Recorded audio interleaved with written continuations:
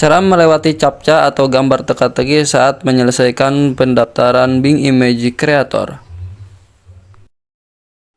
Beberapa orang merasa kesulitan menyelesaikan teka-teki waktu pendaftaran Bing Image Creator, dan untuk menyelesaikan teka-teki ini gampang banget.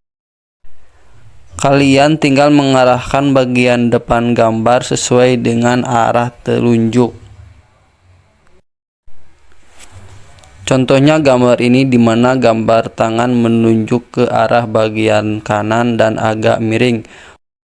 Maka kita arahkan bagian depan mobil Tamiya ke arah kanan dan agak miring ke bagian atas